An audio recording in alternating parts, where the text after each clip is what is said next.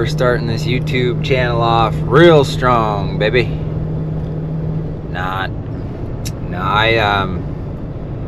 Man, I just gotta cut it to you guys straight. I've been like dealing with like this low-key stomach bug for 10 weeks. And maybe it's not like a stomach bug, but there's something wrong with my guts. So before that 12-hour time trial I did, I was like pooping my brains out for like 2 weeks going into it. And it dehydrated me so bad it flattened me out in bed for a week. And then I was graced with like a 3-day period where I had solid, poops. And I had one day where I just felt pretty good. And that's when I did the time trial. And then since then, my stomach has just felt really weak. And dude, it's draining. Like I can barely pull myself around anywhere lately. Because one, I keep training because I can, which isn't always smart. And with this weak stomach, you just can't eat as much. And that's what this whole YouTube video today is about, is my findings with my nutrition and the DEXA scan results and all that. But I'll get into it in other clips. But first, like I feel like I'm at rock bottom, honestly.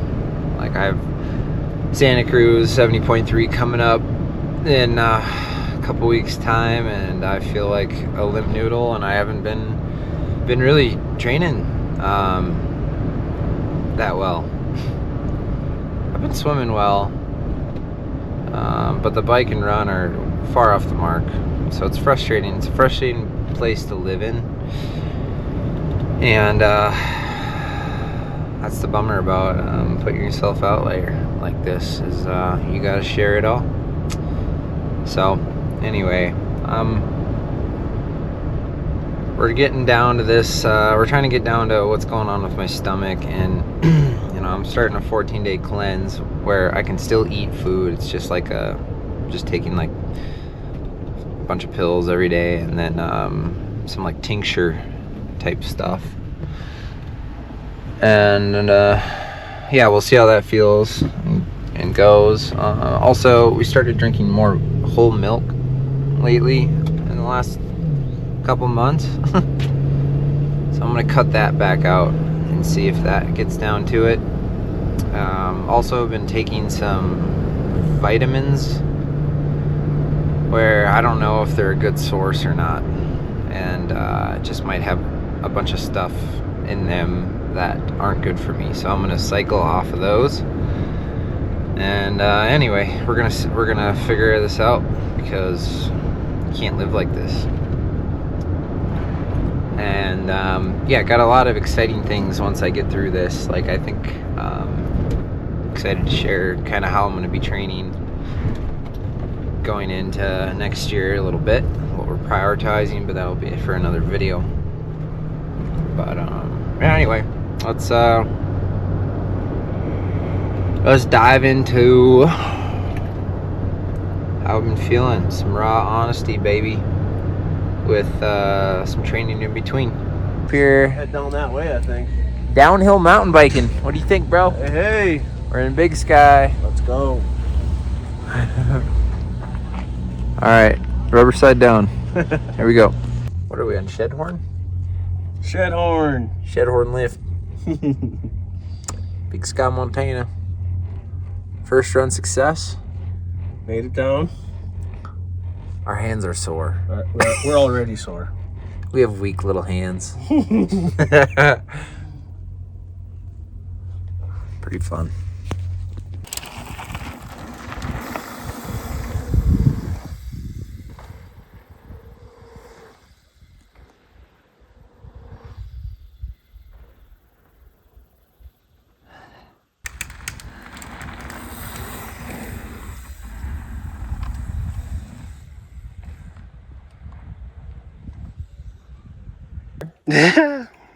Ready?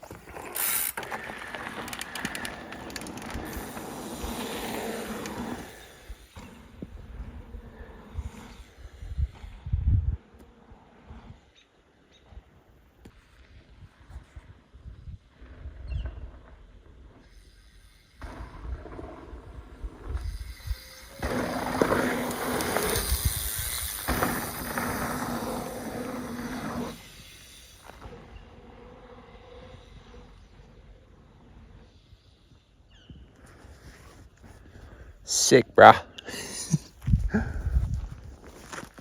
Bro, how much air did you catch that time? Dude, I was like 50 feet in the air. Sick, bro. I caught like 2 feet of air that time. We're rubber side down today, baby.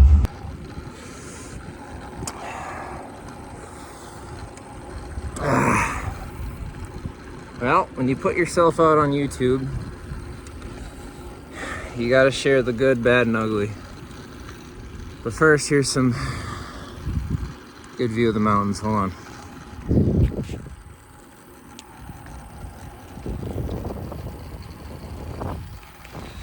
So, I've been fighting with myself. My body isn't just working like it should. I feel like I've been kind of low-key sick going into that 12-hour time trial I did, and like my guts never really healed, and anyway, just feeling a lot of fatigue, and I'm noticing it on my bike. My power is just like pathetic, and I have Santa Cruz in 3 weeks.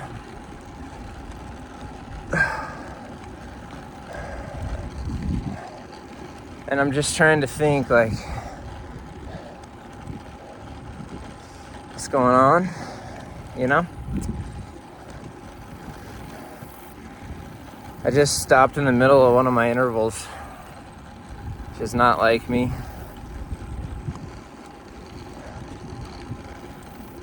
So, yeah, I've just been feeling really tired lately.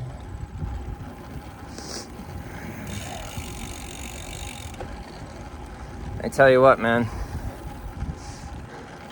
this sport is really hard. And when people are crushing it, it's really special because it's hard to get to that point. And I commend everyone who is putting together good seasons, and when they do, it is it's very impressive. Because here I just feel like I'm out here like a like a limp noodle, like I said in my last video.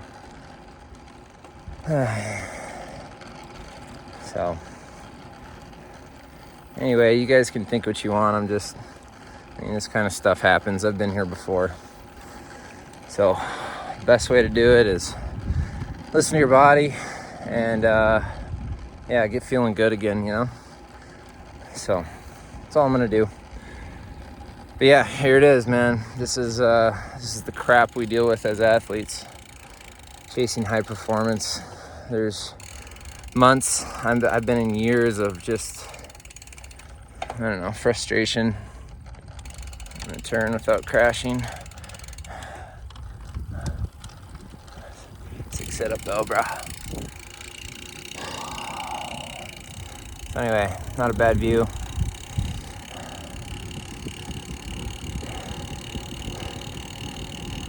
This too shall pass.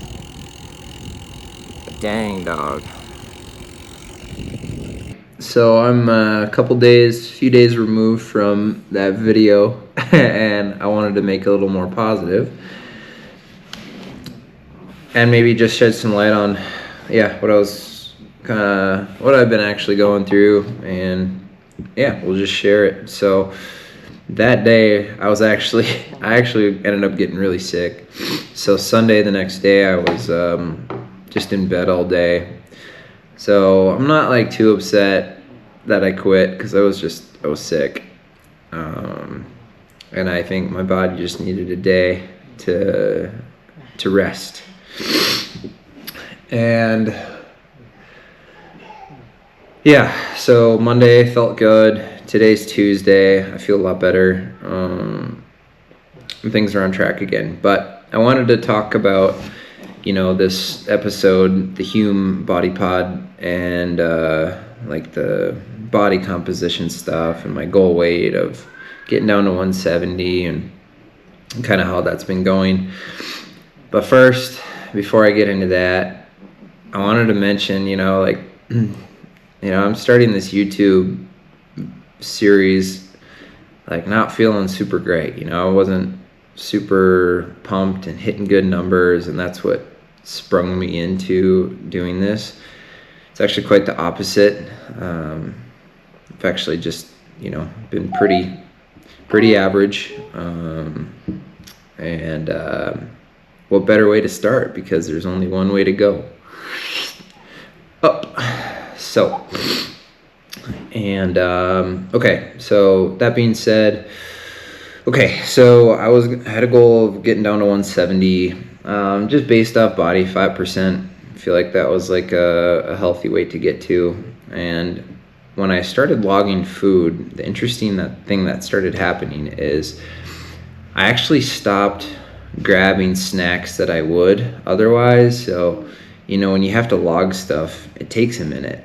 So instead of taking the minute to log a handful of chocolate chips or a handful of nuts, I would just be like, I'm not going to eat them. And then I lose, 100, 200 calories each time I walk through the kitchen. And then that adds up. And what happened is I ended up losing, I got down to 171 on this last Friday. And I just lost too much weight way too quick. And I mean, am I surprised that I got sick? No. I think that was a big part of it, is I was just under fueling and still asking a lot of my body. So, and I'm not a full-time athlete. I mean, I am, but I also work. I co-own a business with my business partner, Train Anything, or John. We're building Train Anything, and it takes a lot of work. And so every time I'm not training, I am at my desk working, and we're building this business, and we're doing a lot of fun stuff. So, and then I have kids. I got my little girls here sleeping on my chest, if you're wondering what that is. And so anyway, just burning hot. I'm burning a ton of calories. And so when you start tracking, you can start seeing, okay, how many, what's my macros, how many calories am I eating a day? And then when you start adding in how many calories you're burning during exercise, it really adds up. And I keep saying this, but I was way underfueled a lot of the days. And I just think for me, my mindset was skewered a little bit, and I don't think I need to be losing any weight. And I texted my friend Lionel Sanders. Some of you guys probably know him, and because he's dealing with REDS right now, which is relative energy deficiency syndrome. And I was just asking about some of the signs and symptoms he's been having with REDS, because I was like, oh my gosh, do I have REDS?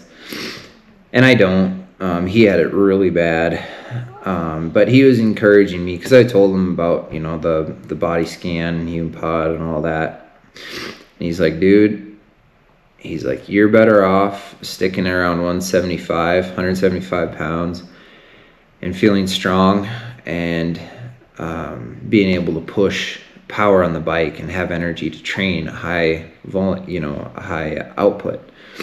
So he's like, 170 and 175, it's not a big enough difference maker for me. And he just encouraged me about some other world-class athletes who weigh 178, 180, some and they're crushing it, some of the fast bike runners in the game.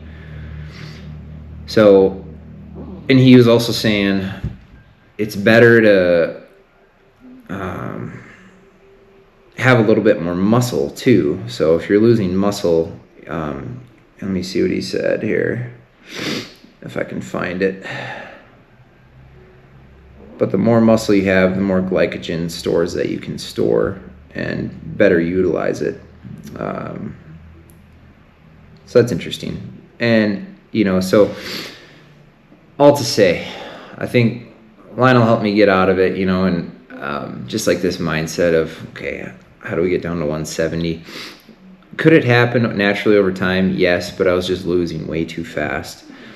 and that's just not the right way to go about it. So my baseline calorie need without training is 3,200 calories a day. And then like on my big days when I'm training 4 hours, well, I'm burning, another up to 4,000 calories. So that puts me at like 7,200 calories. And when I was training on those days, I'd still be eating, 4 to 5,000 calories. And I'd still be in a, 1,200, 1,400, 1,500 calorie deficit. So what I'm working on now is actually just eating more, eating a ton more carbs. So protein just takes care of itself. I have that range. And then carbohydrates is going to be kind of fluctuating based on the intensity of the day. So, I think for me and my workload each week, I need to be consuming minimum 5,000 calories a day, up to 7,000 calories a day. And how to do that, I'll probably do a whole nother video on eating, because I think it's very interesting how much you have to pack in to fuel yourself. Because also, if I look back at my career, I will have periods of like, oh, I feel super strong, and my body's just finding this good like balance. And then I'll start to get really lean, and then I'll tank soon after. So, and I've seen that pattern happen throughout my 17 years, probably let's call it 10 years really focused in the sport. And then so to me, I'm like, oh, I was probably underfueling, because I sleep pretty good. I sleep 8 to 9 hours a night. I could probably use a nap every day, and that's something I'm considering and trying to do here and there when I can. But anyway, I think because the people who thrive in the sport are the people who can keep pushing power numbers higher, who keep running fast and keep swimming fast and training week after week. And obviously there needs to be a nice progression to get there. But this is just, it's new. It's not, you always know you need to eat more and you preach it, but then you don't really know until you start tracking. It's just, you can think you're eating a lot, but you might be way under, because the last 3 days were super big, and then you have an off day and you're like, well, I don't need to eat as much, when you should really be in the positive, maybe 1,000 calories on your easy days. So what I'm going to do is track for a bit every week, and then kind of have like a, am I a positive at the end of the week, or am I negative calories, and then just track that, and then also have like a how do I feel 1 out of 10 scale. 10 Superman, 1 I'm in the grave, and that'll be a good measure, and then we can track training. But Lionel was telling me on the bike it's almost always watts and CDA, and on the run I think it's better to have optimal hormonal and metabolic health than to chase a couple pounds of weight reduction. So having more muscle mass is actually going to allow for a greater glycogen store and spreading load across more motor units, thus would make you more economical, which I would argue that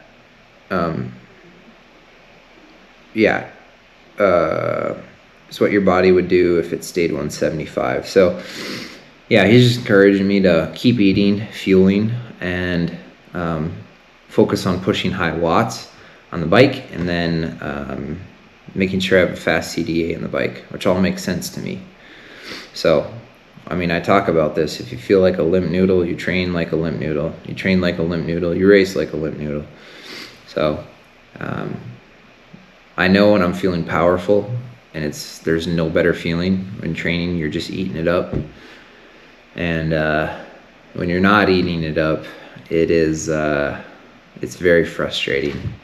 So anyway, that's my learnings, and I hope maybe it encourages you to be very careful on what your body composition's saying and what you think you should do. And you know, if you're very overweight, yes, you can lose some weight.